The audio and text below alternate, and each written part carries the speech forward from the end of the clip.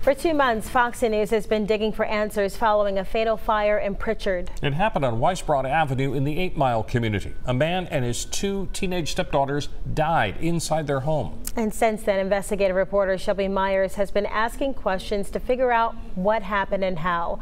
She started to uncover some answers too. So Shelby, so many people are affected by this tragedy. Oh yeah, they are, Bob and Lenise. The 3 victims leave behind a family and a community still mourning their loss. After months of trying to understand what went wrong that morning, I finally had to sit down with Interim Fire Chief David Hale to get some questions answered.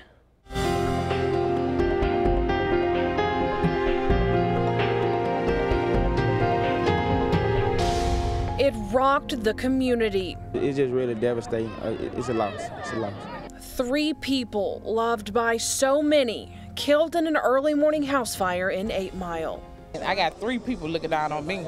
Isha Allen and 2 of her daughters made it out of the home alive, but her husband, Mike Allen, and 2 other daughters did not. Maynora Smith was a senior at Blunt High School, on her way to college with a full scholarship. Her younger sister, Nariah Hughes, named Miss Sophomore on the homecoming court. But sometimes I just get on my knees and I look to the heavens and ask, why them? We've been investigating what some Prichard firefighters call a struggling department. An anonymous source inside the fire department coming to FOX10 News for help in this interview last month. Very scary, not only for us, but for the citizens. That source first telling me crews responded to the fatal fire in cars not designed to fight fires and only 1 small truck, while larger trucks sat in the shop or at the station broken down. Interim Fire Chief David Hale confirming that. Do you think that the issues of only having the mini pumper hinder you guys from, possibly saving the folks in the house? No, I don't. We used the protocol that we would use in that situation.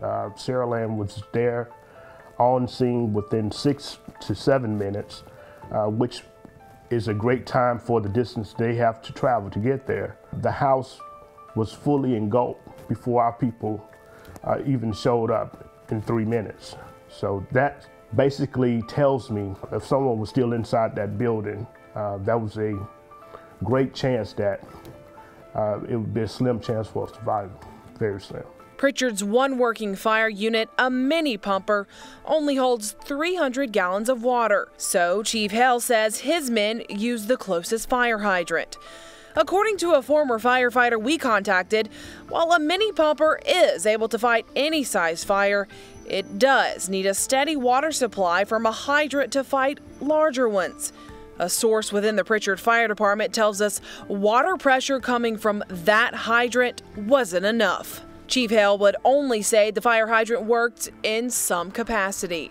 During our investigation of our fire hydrant some months ago, we did inspect that particular hydrant on Old Central Highway, which is the closest hydrant to that resident. And it was found not to have passed the inspection. Here's the hydrant firefighters used on the morning of September 23rd. To demonstrate the distance, I walked from the hydrant to the house site. Here's where the home once stood, nearly 500 feet away from the hydrant. Chief Hale tells me that could have also played a role in the amount of pressure loss.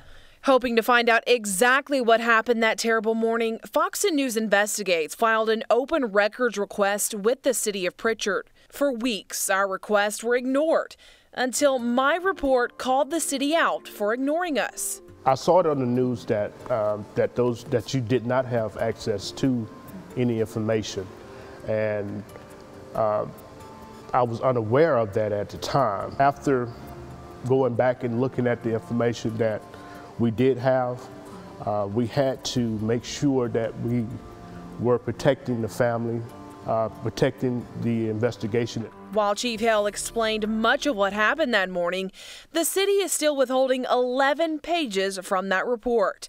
It's still unclear to us the role the fire hydrant played in battling the flames. Court documents from an ongoing lawsuit show the city and water board agree more than 100 fire hydrants in Prichard are not in compliance with code, and many of those don't work. And Prichard Water need to go out and take care of business in terms of making a correction on these hydrants.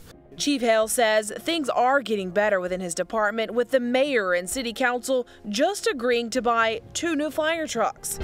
The city hoping to prevent another tragedy like the one on Weisbrod Avenue. Words can describe how much everyone cared for Naraya, how much everyone would miss Naraya, Maynora, and their stepfather. The State Fire Marshal's office says it has no time frame for its investigation, but will continue to ask officials for that complete fire report so we'll know exactly what happened. In the meantime, court documents show Prichard has agreed to pay the water board to continue inspecting all hydrants in the city to see if they're working.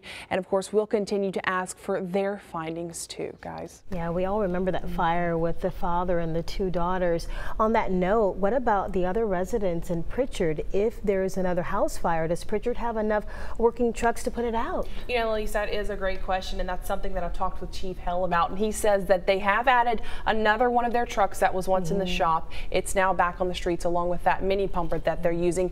And also in less than 30 days now, of course, the mayor and the city council agreed to buy 2 new trucks. So in less than 30 days, those will be back on the streets as well. So they will have 4 trucks out there. And, you know, I talked to Chief Hale as well, and he said it is a brighter day for the Prichard Fire Department in that sense. So, all right. Thanks, Shelby.